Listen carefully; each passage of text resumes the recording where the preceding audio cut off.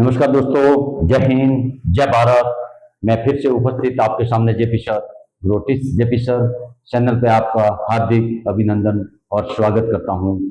आप सभी दोस्तों को जो हमारा टॉपिक चल रहा है राजस्थान के भौतिक प्रदेशों के बारे में, उनका विभाजन जो 4 भागों में बांटा गया था उनके बारे में आज हमारा तीसरा भाग है।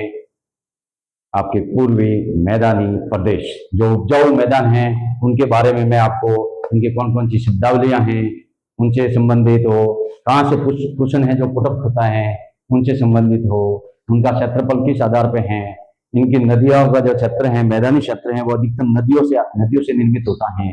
तो कौन कौन से यहाँ क्षेत्र बने हुए हैं, लगभग 4 क्षेत्र यहाँ बने हुए हैं, उनके बारे में मैं विस्तार से समझाने की कोशिश करूंगा।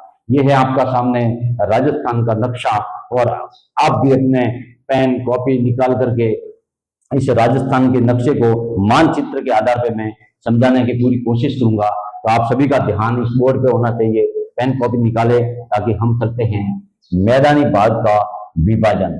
तो इससे पहले मैं आपको थोड़ा समझा देता हूँ।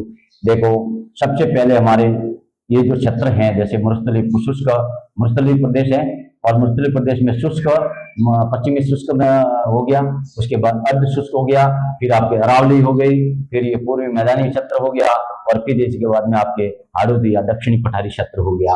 ये जो क्षेत्र है इन चारों के बारे में मैंने 1, 2 और ये अरावली 3, ये 4, ये दोनों मिला के एक ही होता है। तो 1, 2, 3, 4, ये 4 हो गया आपके। तो ये ऐसे करके मैं चारों का वर्णन आपके सामने रखूंगा, इनका विस्तृत जानकारी भी दूंगा। इससे पहले मैं आपको समझाना चाहता हूँ, सबसे पहले एक प्रोफेसर आते हैं। कल एक बात बता देता हूँ, आप लोग वीडियो देखते हो, बाकी मैंने कल भी वीडियो में बोला था, परसों भी बोला था, और लगातार मैं बोल रहा हूँ कि आप वीडियो अगर देखते हो तो पूरा देखें। अब शायद मुझे गलतियां नहीं करनी चाहिए, मैंने आपके लिए गलती रखी थी, बाकी आपने किसी ने कमेंट करके मुझे नहीं बताया, बड़ी दुख की बात है। आप अगर वीडियो देखते हो, आप टॉपिक को पूरा क्लियर करना चाहते हो, तो आपको कमेंट में लिखना चाहिए कि सर आपने यहाँ गलती की है, और उस गलती का मैं वापिस सुधार करूंगा, ताकि आपको दिमाग में वही गलती करता हूँ कि आपको वो याद नहीं होती है, और ताकि वो याद हो जाए, इसलिए आप कमेंट में लिखोगे तो आपको क्वेश्चन याद हो जाएगा। अगर वहां से क्वेश्चन पुट होता है तो आपको वो क्लियर हो जाएगा।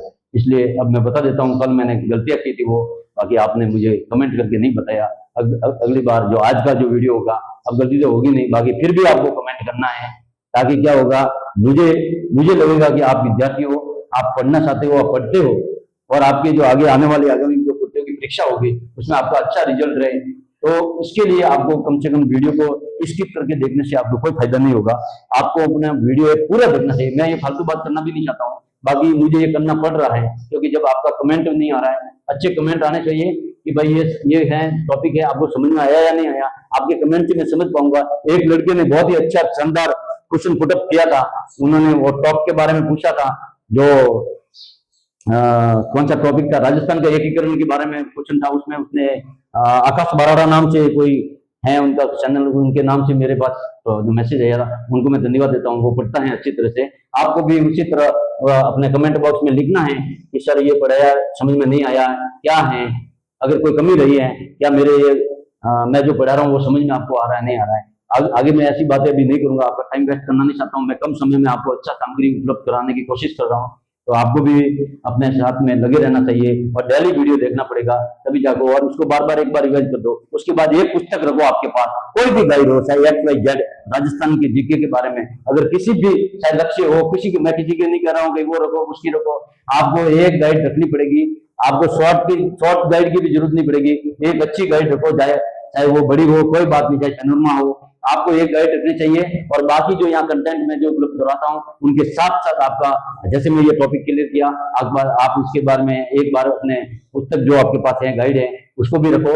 और या फिर क्योंकि मैं गाइड की इसलिए कह रहा हूँ, क्योंकि गाइड में भी संपूर्ण सामग्री लगभग 80% हिस्सा उसमें शामिल रहता है, और 80% अगर कोई इंसान पढ़ करके अगर एग्जाम देगा तो फाइट कर लेगा, अपने एग्जाम मंजिल प्राप्त हो जाएगी। क्योंकि अपन को सिर्फ लक्ष्य की प्राप्ति चाहिए, और लक्ष्य की प्राप्ति आपको एक गाइड से भी मिल सकती है, हजारों गाइड उपलब्ध करके नहीं। या फिर आपको NCERT या RBSC की पुस्तकों का पढ़ना पड़ेगा, और उनको जो आप पढ़ोगे तो आपको टाइम ज्यादा वेस्ट होगा। इसलिए मेरा सजेशन तो मेरा तो यही रहेगा, आप एक गाइड रखो, और उसके बाद जो भी ये टॉपिक है आप किसी से भी पढ़ो। अगर यहाँ इस चैनल में पढ़ रहे हो तो मैं मेरी कोशिश रहेगी ये पूरा पढ़ाने की, और उसके बाद में आप गाइड को पढ़ो, आपका 2-3 बार पढ़ाई हो जाएगी, आपका जो जो टॉपिक है वो क्लियर हो जाएगा लगभग। तो अब हम चलते हैं आगामी आज का। मैं चाहता हूँ कमेंट आए सभी विद्यार्थियों से, क्योंकि हमारा ये नया नया चैनल है, बाकी इस पर अच्छा कंटेंट उपलब्ध होगा, ये आप समझ चुके होंगे, क्योंकि अभी तो शुरुआत है, अभी तो शुरुआत है। तो ये जो अभी पिक्चर कहते हैं, पिक्चर अभी शुरू हुई है, ये ट्रेलर है, पूरी पिक्चर बाकी है, इसलिए पूरी पिक्चर का इंतजार करें। अभी रीड का बैच भी प्रारंभ कर देंगे। तो अब हम चलते हैं, तो दिक्कत है तुम्हें कल क्या हुआ था। Professor VC Mishra, professor VC Mishra, इन्होंने एक पुस्तक लिखी थी, उन पुस्तक का नाम था राजस्थान का भूगोल। राजस्थान का भूगोल कब लिखी थी, ये मैंने गलत लिखा था, मैंने लिखा था 1912, ये गलत था। अब आप इसको करेक्शन कर देना, उस वीडियो में मैंने डाला था, बाकी किसी का कमेंट नहीं आया, मैं बता देता हूं। तो 1968, कई पुस्तकों में 1967 भी मिलता है, तो आप ये याद कर देना, ये है। दूसरा हमारे जो एक प्रोफेसर हैं एस के सेन, इन्होंने भी हमारे भौतिक विभाजन, जो राजस्थान का जो भौतिक विभाजन है उनको करने में भूमिका, उन्होंने भी 1968 में बताया गया कि राजस्थान का भौतिक विभाजन कैसे किया जाए। तो दूसरे व्यक्ति ये थे एस के सेन, और तीसरा व्यक्ति था जो आप लिख सकते हो, जो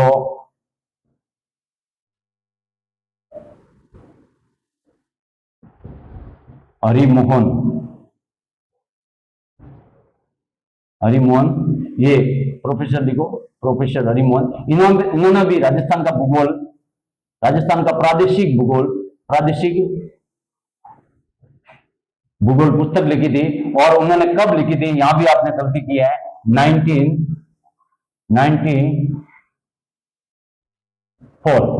और इन्होंने कितने भागों में बांटा था, 4 भागों में, जो ये आपके सामने है। एक तो मरुस्थलीय क्षेत्र, अरावली प्रदेश, पूर्वी मैदानी क्षेत्र और दक्षिणी पठारी आदुती क्षेत्र, ये इन्होंने बताया था। आप करेक्शन कर देना, ये मैंने आपको यहाँ बता दिया। अब हम चलते हैं मैदानी भाग का विभाजन। और मैदानी भाग का विभाजन, मैदान आप सभी को मालूम होना चाहिए, मैदान का मतलब क्या होता है।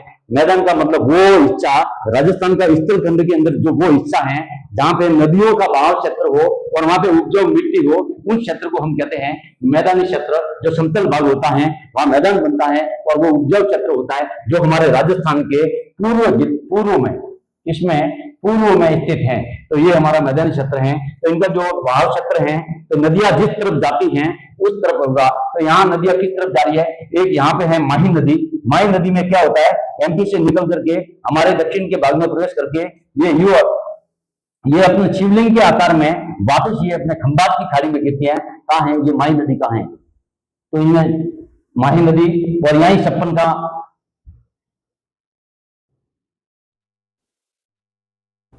छप्पन का मैदान, ये क्षेत्र है माही नदी। जो यू देखो आप, उल्टा यू है, उल्टे यू आकार में, या इसको शिवलिंग आकार में ये नदी है, तो माही नदी ये उल्टी बहती है। बाकी सभी नदियों का जो है बहाव क्षेत्र है वो अपने पश्चिम से पूर्व है। तो मैं बताऊंगा, अभी पहले इसका विभाजन कर देते हैं। तो एक हो गया आपके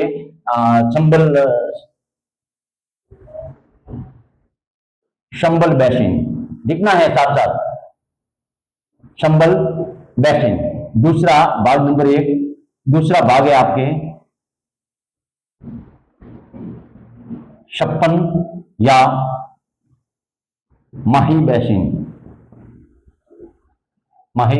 बेसिन। तीसरा आपका जो भाग है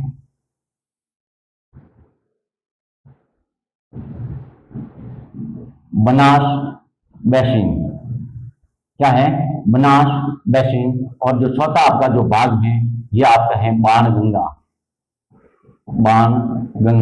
सबसे उपजाऊ भूमि यहाँ है बाणगंगा बेसिन, जो आपके जयपुर ग्रामीण उस क्षेत्र में है। तो वो बाणगंगा बेसिन, भरतपुर, डिग, जयपुर, ये मैं बता दूंगा, ठीक है।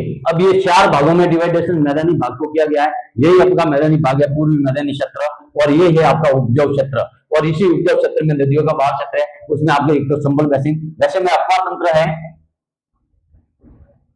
अफवाह तंत्र पढ़ाऊंगा, अफवाह तंत्र जो पढ़ाऊंगा, तब आपको नदी के बारे में, एक एक नदी के बारे में विस्तार से आपको बताऊंगा।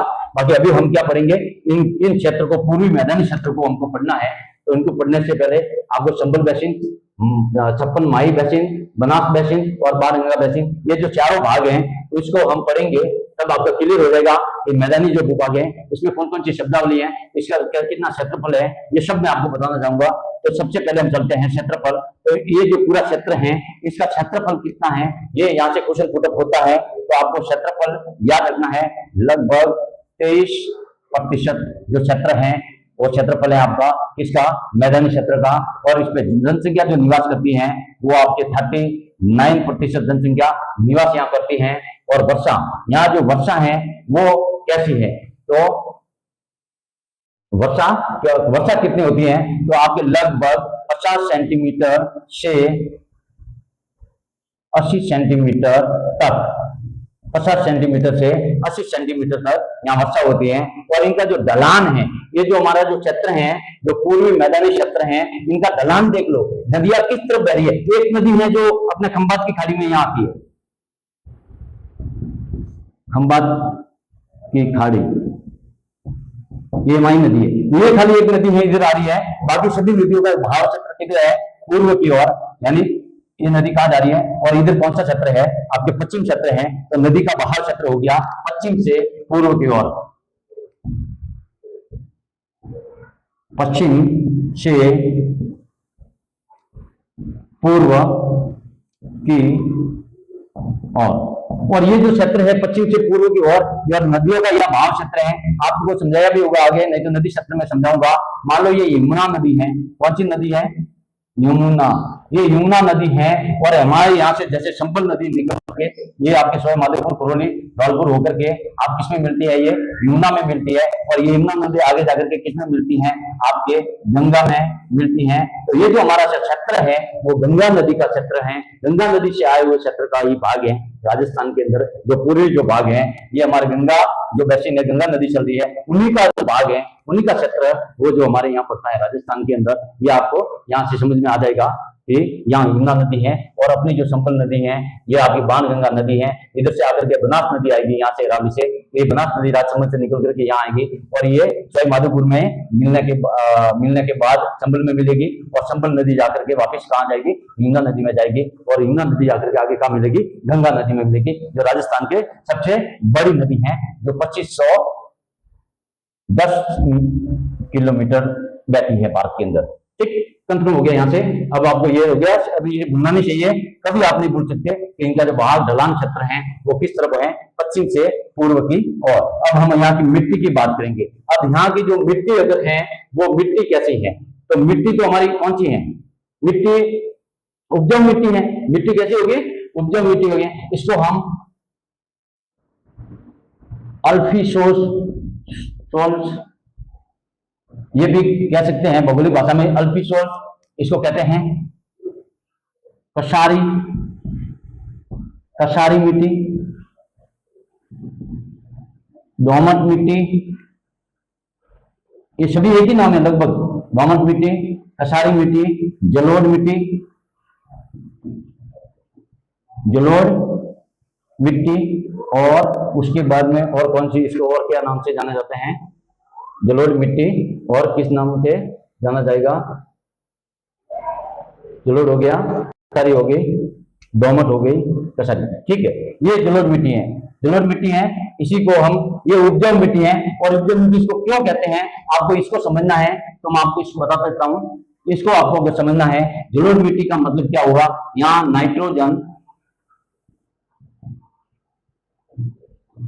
नाइट्रोजन प्लस ह्यूमस, इनकी मात्रा है वो आपके क्या है, ज्यादा है।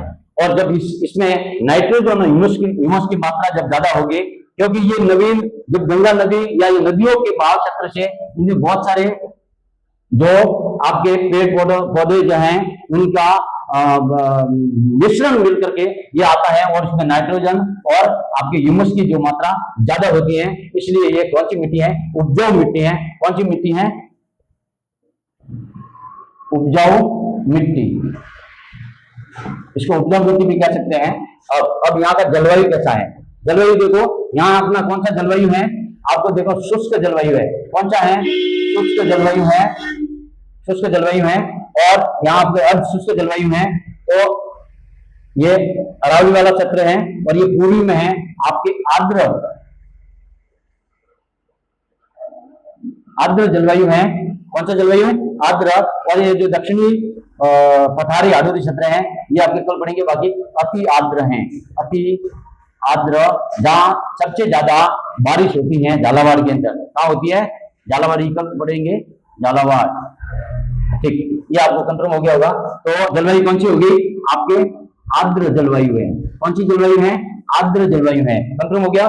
उसके बाद में फसलें, अब फसलें कहाँ होगी, देखो सर, ये क्षेत्र है हमारा, ये सबसे ज्यादा क्षेत्र है यहाँ, ये दक्षिण वाला इस एरिया में, यहाँ छोड़ करके ये जो पूरा क्षेत्र है, इस क्षेत्र में कौन सी मतलब फसलें होंगी, तो आपके सबसे पहले गेहूं हो गया, गेहूं हो गया, याद रखना है, चना हो गया, जौ हो गया और आपके बाजरा हो गया,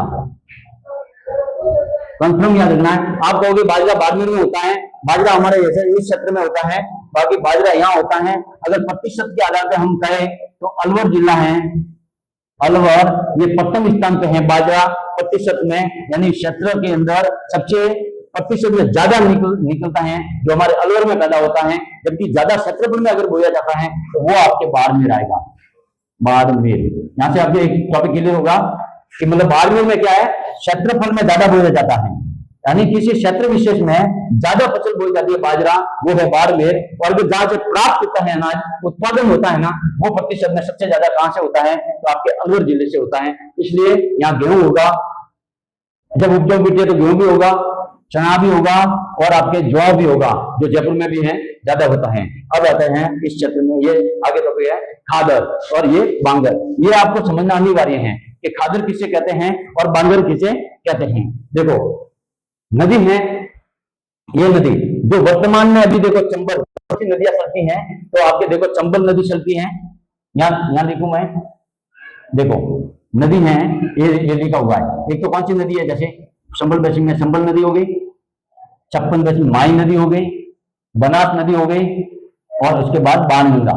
ये जो नदियां हैं, इन नदियों का जो जहां जहां बहाव हो रहा है, यानी इनका जो क्षेत्र है बहाव क्षेत्र, कौन सा बहाव क्षेत्र।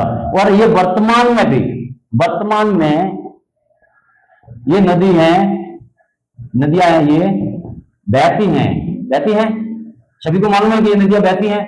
अगर ये बहती हैं तो अपने साथ में जो भी नदी के द्वारा लाए गए अवशेष, नाइट्रोजन है, ह्यूमस है, ये जो लाए गए अपने बहाव क्षेत्र में, जो भी मतलब ये ला करके यहाँ छोड़ती है इस मैदान में, इस मैदान में छोड़ेगी, तो उस क्षेत्र को हम क्या कहते हैं, यानी नवीन मिट्टी। ये कौन सी मिट्टी अपने साथ में लेने आते हैं, नवीन मिट्टी। क्यों, क्योंकि ये नदियां हमेशा 12 मास बहने वाली नदियां हैं, इसलिए इसमें क्या आएगी, नवीन मिट्टी आएगी। और नवीन मिट्टी में आपके नाइट्रोजन, ह्यूमस और ये मिले हुए होंगे, इनकी मात्रा ज्यादा होगी, तो ये उपजाऊ मिट्टी कहलाएगी। तो इसको क्या कहेंगे, खादर को नवीन मिट्टी युक्त क्षेत्र, नवीन मिट्टी युक्त क्षेत्र। इस क्षेत्र में जहां नवीन मिट्टी आती है इन नदियों के द्वारा, उन क्षेत्र को हम खादर कहेंगे। और जो बांगर है, बांगर का मतलब हो गया जहां अगर ये नदी है और ये नदी अगर 12 मास नहीं बह करके ये लुप्त हो जाती हैं और नदियां वहां नहीं आती है, यानी प्राचीन काल में जैसे अपनी घग्गर नदी थी, कौन सी, घग्गर नदी, जो गंगानगर और वहां पे हनुमानगढ़ में बहती है, ये जो घग्गर नदी थी प्राचीन काल में चलती थी, वर्तमान में ये लुप्त हो गई है।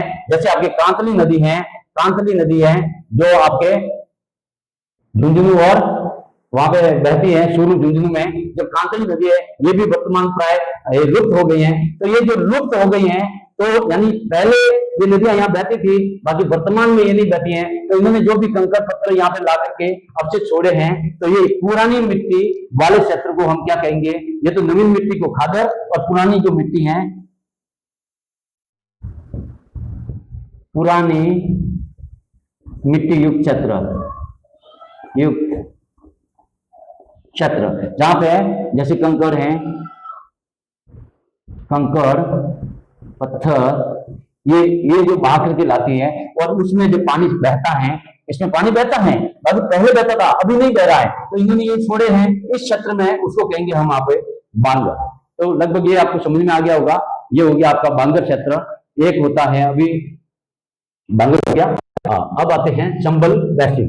अब ये देखो चंबल नदी, अभी अभी ये चंबल नदी है हमारे मध्य प्रदेश से निकल करके चौरासीगढ़ चित्तौड़गढ़ में पहुंचती है नदी। जब नदी का टॉपिक आएगा तो मैं ये समझाऊंगा। बाकी ये जो क्षेत्र हैं, ये इनके क्षेत्र में यहाँ जब बहेगी तो यहाँ एक क्षेत्र, दो शब्द याद रखने हैं आपको, तो वो है नंबर 1, इनकी शब्दावली में आएगा जैसे बीड़, एक याद रखना ये, और नंबर 2 यहाँ से क्वेश्चन पुट हुआ है बार बार, बीड़, और एक है बिहार, एक है आपके, बस ये भी 2 याद करो।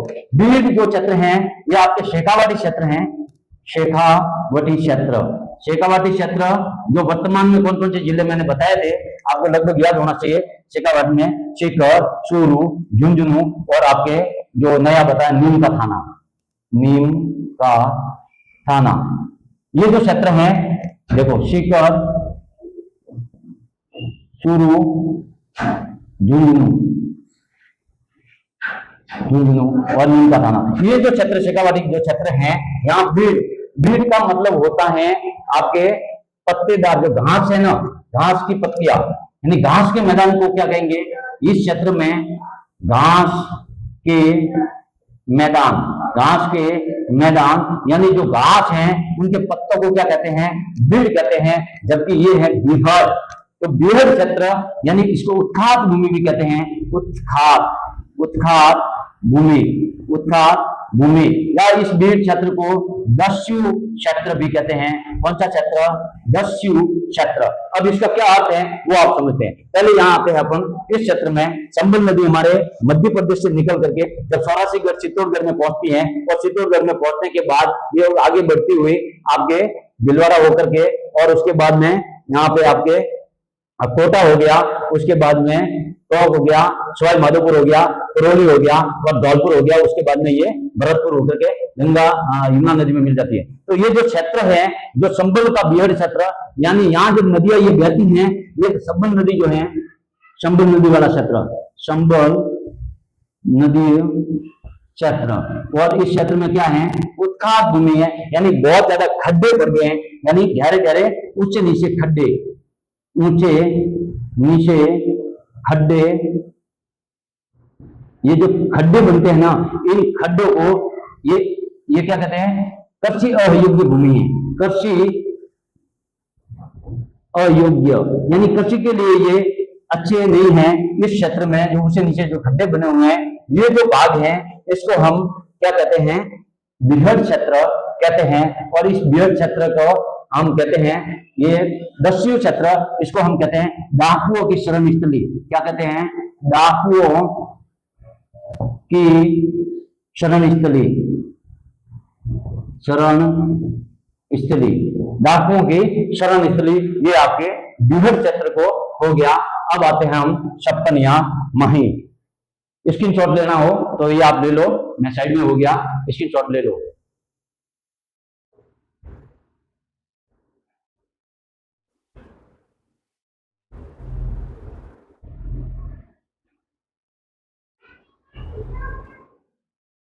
मिटा दो, चलो ये वाला क्षेत्र यहां से मिटा देते हैं।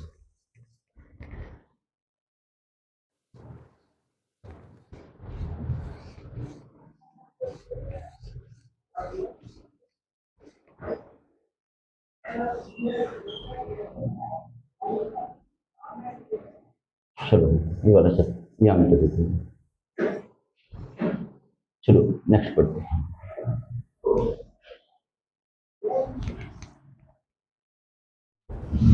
देखो मैदानी क्षेत्र, अब ये जो पूरा जो क्षेत्र है, पूरा जो क्षेत्र है ये 56 माही का क्षेत्र है।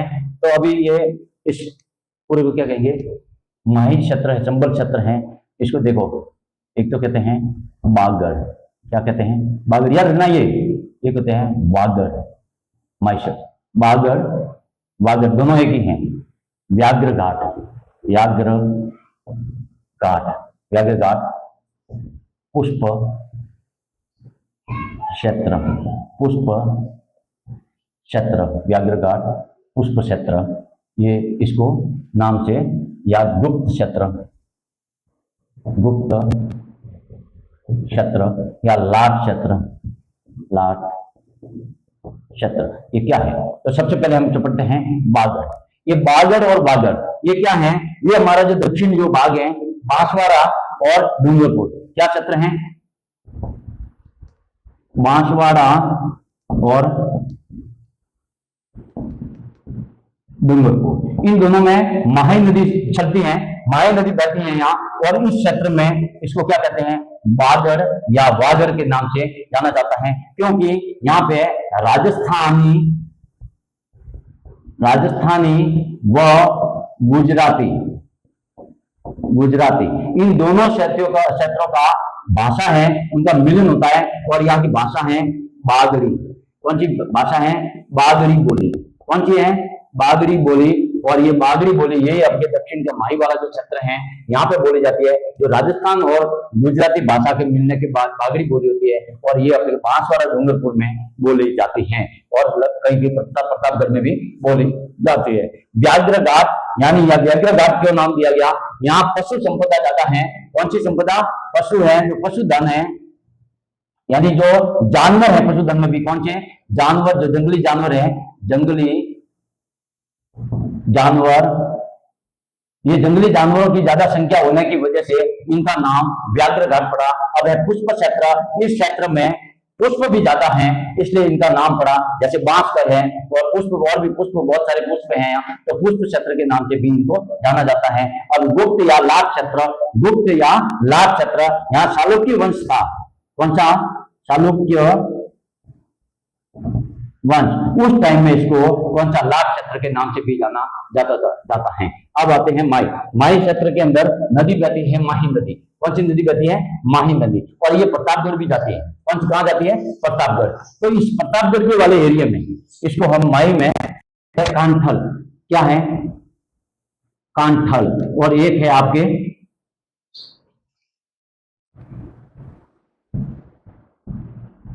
छप्पन का मैदान।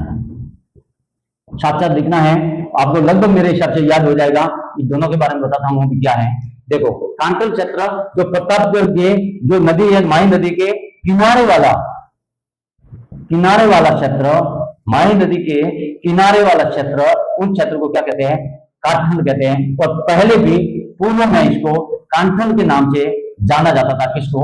प्रतापगढ़ को। इसलिए कांठल किससे संबंधित है? प्रतापगढ़ जिले से संबंधित है। अब है ये छप्पन का मैदान। ये जो माही नदी का जो क्षेत्र है वो प्रतापगढ़ और बांसवाड़ा, प्रतापगढ़ और बांसवाड़ा का क्षेत्र है। प्रतापगढ़,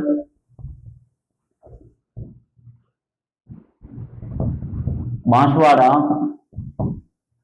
इस क्षेत्र में आपके प्रतापगढ़ बांसवाड़ा के क्षेत्र में ये छप्पन का जो मैदान है, इसमें 56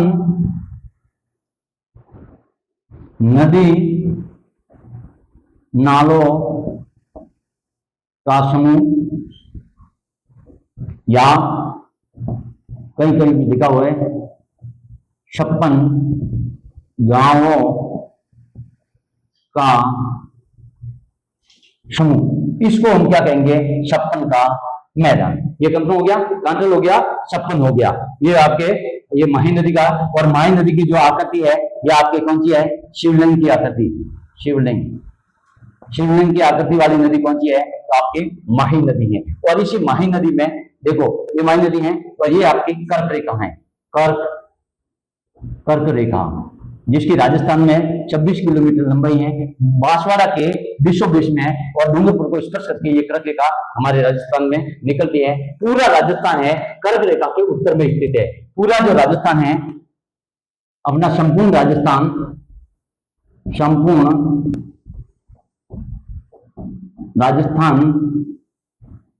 कर्क रेखा के उत्तर दिशा में स्थित हैं। ये आपको कंफर्म होना चाहिए, क्योंकि ये है कर्क रेखा, और कर्क रेखा के ये उत्तर वाले को हिस्सा, और तो पूरा राजस्थान है जो कर्क रेखा के उत्तर में है और इसी कर्क रेखा से भारत को दो भागों में बांटा गया है, एक उत्तरी भाग और एक दक्षिणी भाग। तो ये आपको कंफर्म हो गया यहाँ से। तो कर्क रेखा, इनकी लंबाई 26 किलोमीटर है कर्क रेखा के, और 2 जिलों में होकर के राजस्थान से निकलती हैं। ये भी आपको एक टॉपिक में याद कर देना, यहाँ से क्वेश्चन पुट हो सकता है, कर्क रेखा। ठीक, अब हम चलते हैं, यहाँ आपके तीसरा है बनास।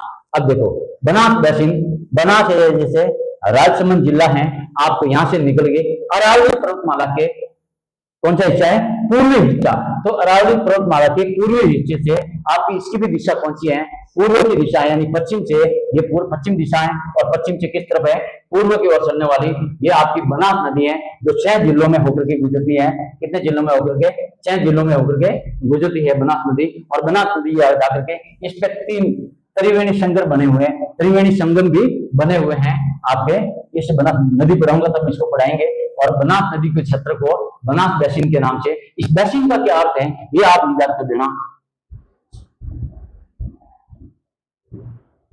बेसिन का मतलब होता है ऐसा क्षेत्र जहां से नदी गुजरती है और वो जो मैदान बनता है उसको हम बेसिन कहते हैं। तो जो मैदान है, मैदान को हम क्या कहेंगे, बेसिन कहेंगे, या नदी क्षेत्र, नदी का मैदानी क्षेत्र, मैदानी क्षेत्र जो उपजाऊ क्षेत्र होता है उसको हम क्या कहेंगे, बेसिन के नाम से जाना जाता है। तो ये आपके बनास बेसिन के नाम से जाना जाएगा। उसके बाद हम आते हैं यहाँ पे, ये वाला जो एरिया है ये आपका पड़ता है बाणगंगा बेसिन। कौन सा है, बाणगंगा बेसिन। तो बाणगंगा बेसिन के बारे में बताएं तो यहां लिखो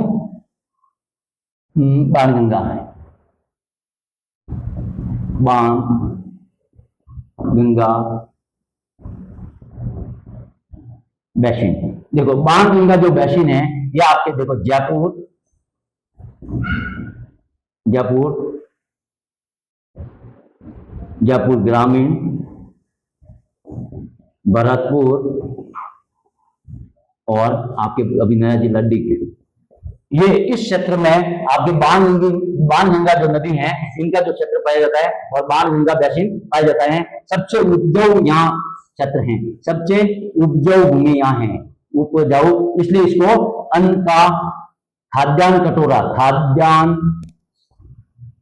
खाद्यान्न का कटोरा के नाम से जाना जाता है, कटोरा के नाम से जाना जाता है। खाद्यान्न का कटोरा बाणगंगा वाले क्षेत्र को कहा जाता है। ये आपका बाणगंगा हो गई। और इसके बाद एक यहाँ पे है, देखो मालखेत एक क्षेत्र, और स्क्रीनशॉट लेना चाहते तो ये ले लो, ताकि छोटा सा रहा है वो भी मैं पूर्ण करा दूं। मिटाऊं बोले, स्क्रीनशॉट ले लिया होगा आपने, तो आप मैं मिटाता हूं अभी।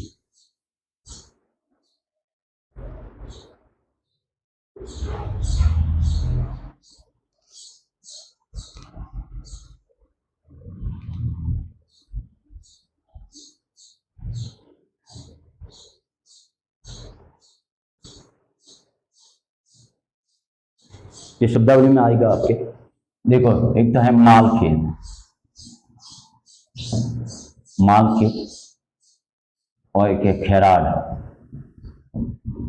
खेराड, और क्या माल खेराड, माल खेराड, ये आपके क्षेत्र हैं, कहाँ पड़ते हैं ये लिखे। मालखेत, ये आपके मालखेत है जो टोंक जिला है, आपके टोंक है, सवाई माधोपुर है, सवाई माधोपुर है, और आपके टोंक, सवाई माधोपुर और करौली, करौली, करौली, ये इन मालखेत, ये जो क्षेत्र हैं आपके टोंक, सवाई माधोपुर और करौली वाला जो संबल वाला क्षेत्र है, करौली डिस्ट्रिक्ट है, वहां पे आपके ये बाणगंगा जो क्षेत्र की नदी है, ये बाणगंगा क्षेत्र नदी है, ये जो बाणगंगा क्षेत्र में जो नदी बह रही है, तो ये टोंक, सवाई माधोपुर और करौली इसमें जाते हैं। इस करौली को डांग की रानी कहते हैं, डांग की रानी। यहां से ये क्वेश्चन है जो पुट हुआ है, तो डांग की रानी किसको कहते हैं, करौली को कहा जाता है। एम एक यहाँ एम हैरान था, ये एक व्यक्ति था, एम हैरोन, एम हैरोन, इन्होंने इस और इस जो माल खेत है, ये इसके डांग की रानी को यहाँ इस क्षेत्र को क्या कहा था? तटीय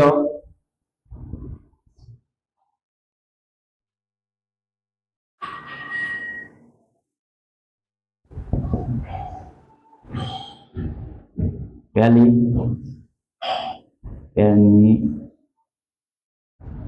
पहली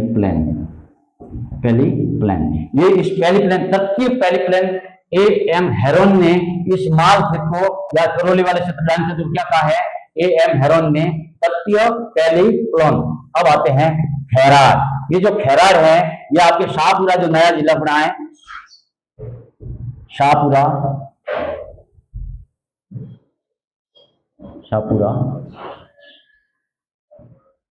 जहाजपुर ये शाहपुरा जहाजपुर वाला जो क्षेत्र है, इसको खैराट के नाम से अब है ये माल खैराट। और माल खैराट भी आपके कहां पे है? आपके टोंक में है। कहां पे है? टोंक में है। तो ये आपको लगभग यहाँ से ये आपको तैयार हो गया होगा। ये ऐसे यहाँ शब्दावली पूछी जाती है, प्रोफेसर विष्णु मिश्रा बता दिया। तो आपके लगभग ये जो पूर्वी मैदानी क्षेत्र हैं, जो उद्योग मैदान का जो क्षेत्र है, मैं आपको जितने भी शब्दावली थी उनके बारे में भी बताया। बाकी आपके पास में एक कोई गाइड रखनी चाहिए, ताकि अगर कोई बचा हुआ हो उनसे आप फोटो करके इस सूचना को यहाँ से पढ़ करके बचा हुआ और उसमें से लो और एक नोटबुक तैयार करो, ताकि आपको समझ में आ जाए। एक होती है शिप्रिका, यहाँ एक माई नदी है, एक क्षेत्र और है शिप्रिका। ये शिप्रिका क्या है? ये जो माई नदी है ना, या संबल नदी है, संबल नदी, माई नदी, यहाँ दोनों से निकलती है। तो ये शिप्रिका क्षेत्र बनता है, यानी ये नदी का जो प्रवाह क्षेत्र है ना, नदी का प्रवाह क्षेत्र, यानी जब नदी जा रही है और नदी जा रही है तो कोई क्या हो गया? अवरोध आ गया। और अवरोध आने के बाद में फिर ये नदी जो बहती है, इनका जो प्रवाह क्षेत्र है वो तीव्र हो जाता है। तो तीव्र प्रवाह